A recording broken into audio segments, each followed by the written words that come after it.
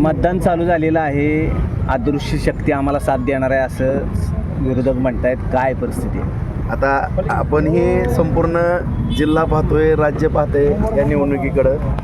आदरणीय नरेंद्र मोदी साहेबांच्या आशीर्वादानं, आदरणीय देवेंद्र फडणवीस साहेब, शिंदे साहेब, सुनीलता यांच्या मार्गदर्शनाखाली जयपूरच्या सहकार्यात या ठिकाणी सर्व जे 615 मतदार आहेत सगळ्यांच्या आमच्या गाठीभेटी झालेल्या आहेत. अत्यंत खेळीमेळीचं वातावरण या ठिकाणी आहे आणि जे आमचे या जिल्ह्यामधले चांगले एक सलोख्याचे संबंध सर्वांबरोबर निर्माण केलेले होते ते आज कामाला आलेले आहेत. आणि आपण पाहताय की महायुतीच बरोबर आहे अशातला भाग नाही. इतरही सर्व इतर पक्षातल्या सुद्धा महाविकास आघाडीतले पण बऱ्याच मंडळींना आम्हाला या ठिकाणी सहकार्य करण्याची भूमिका या ठिकाणी घेतलेली आहे. नक्कीच या ठिकाणी आम्ही 500+ पर्यंत जाऊ असं या ठिकाणी आमचा आत्मविश्वास आहे. आमच्याकडे 16 मतं होते असं भाजपचं म्हणणं होतं, तरी त्यांना काय एवढं पळावं लागतं असं त्यांचं नाही. मुद्दा असा आहे की तुम्ही पण बघून घ्या, 16 मतं जी होती ती मूळ या ठिकाणी ही जागा काँग्रेसला सुटलेली होती आणि काँग्रेसचं 16पेक्षा मतदान नाही असं जयभाऊ म्हणाले होते. ह्याचा अर्थाचा अनर्थ त्या ठिकाणी काढला गेला. आपल्या सर्वांनाच माहिती आहे 16 मतं त्यांची होती, काँग्रेसची 16 पण मतं नाहीत असं त्यांचा म्हणण्याचा उद्देश बहुंचा होता. परंतु ह्यांनी अर्थाचा अनर्थ करून त्या ठिकाणी 16 मताचा आणि शेवटी लोकशाहीच्या माध्यमातून ही निवडणूक लढवत असताना आणि आपण जे म्हणता की एवढं पळावं का लागतंय की निवडणूक भारतीय जनता पार्टीच्या माध्यमातून महायुतीच्या माध्यमातून लढवत असताना आणि मी एक स्वतः हाडाचा कार्यकर्ता आहे, वर्गात 4थीपासून मॉनिटर आहे. एकही निवडणूक आम्ही हलक्यात कधी घेतलेली नाही आणि रात्रीचा दिवस करून निवडणूक लढवणं, शेवटच्या क्षणापर्यंत मतदान शेवटचं होईपर्यंत लढत राहणं हे कार्यकर्त्याचा धर्म असतो आणि ते कर्तव्य असते.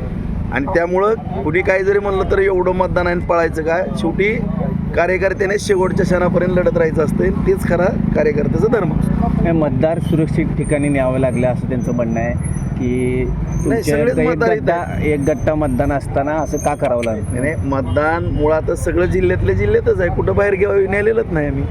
कुठं नेलं आहे आपल्याला? कुठं दिसलं? आमदार सातपुतेंनी 55 मतदान नाही. देवाला आता दर्शन घेऊन मतदानाला यायचं ठरल्यानंतर आता शेवटी कुठंतरी एक भावना असतात सर्वांच्या की आम्ही एका ठिकाणी देवाचं दर्शन घेऊन, आता मी रोज देवाचं दर्शन घेतल्याशिवाय बाहेर येत नाही कधी सुद्धा. म्हणजे रोज आमच्या भगवंताचं दर्शन घेतल्यावरच माझ्या कामाला सुरुवात. सगळ्याची भावना आहे. विठोबा पावणार. अरे मी एक संप्रदायामधला मग एक माळकरी घराण्यातला मी व्यक्ती आहे. मला विठ्ठल रुक्मिणीचा आशीर्वाद सातत्याने मिळणारच आहे, मिळालेलाच आहे. भाऊ, आपण मागे म्हणता होता की बऱ्याच गोष्टींच्या होत आहेत, बँकापासून विजय चौकात येऊन सभा घेणार 24 तारखेनंतर. मुळात माझी कुणाला खुन्नस नाही किंवा विषय नाही. ह्या निवडणुकीचं विषयांतर जर करत असतील तर नक्कीच त्याचं उत्तर देणं माझं कर्तव्य आहे की मी कुणालाही या जिल्ह्यामध्ये त्रासदायक ठरलेलो नाही. मी अत्यंत समन्वयकाची भूमिका सातत्याने या जिल्ह्यामध्ये घेतलेली आहे. परंतु विनाकारण काही गोष्टीचं राजकारण करण्याचा जे प्रयत्न केलेला आहे त्याचं विश्लेषण तर करणं माझी जबाबदारी आहे ना. आता माझ्यावर एखादा आरोप केला, तो कसा आरोप आहे आणि कुठं आता जिल्हा मध्यवर्ती बँकेचं त्याचं तर मला स्पष्टीकरण द्यावंच लागणार आहे. आणि त्याच्यामध्ये मला सांगा की माझ्या जीवनामध्ये मी त्या दिवशी सांगितलं की 1 लाख रुपये कर्ज घेतो आणि 1 लाख भरतो. इतर बँकेचं, नॅशनल बँकेचं आमच्यावरती आहे. मी कर्ज तर सर्वांनाच लागते. आणि ही सहकार चळवळ जुन्या जाणत्या माणसाने आपल्या आदरणीय सगळ्याच व्यक्तिमत्वानं सहकाराची चळवळ उभा केली ना, त्याला गालबोट लावण्याचा काही जणांनी प्रयत्न केला आणि त्याला मी ब्रेक लावण्याचा प्रयत्न केला. ह्याच्या व्यतिरिक्त काहीच नाही. आणि जी चांगली माणसं आहेत ती चांगलीच आहेत त्याच्यामध्ये. त्यांच्याबद्दल मी कधीच वाईट माझ्या मनामध्ये येणार नाही.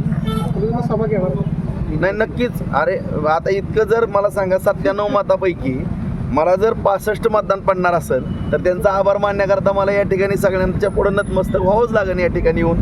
आणि जे आरोप आहेत त्याचं मला स्पष्टीकरण मी आत्ताच सांगितलं द्यावंच लागणार आहे त्या ठिकाणी. आणि मला आता विशेष बाब म्हणून या ठिकाणी या मतदारसंघात बार्शी, जसं मी बार्शी माझं कार्यक्षेत्र आता जिल्हा कार्यक्षेत्र झालेलं आहे आणि खास करून या ठिकाणची जी जनता आहे त्या जनतेमध्ये ज्या जनतेच्या जीवावरती लोकप्रतिनिधी निवडून आलेत आणि त्या लोकप्रतिनिधीच्या जीवावरती मी निवडून आलो आहे, त्यांची कामं करण्याकरता या ठिकाणी ये जा करावंच लागणार आहे मला सातत्यानं.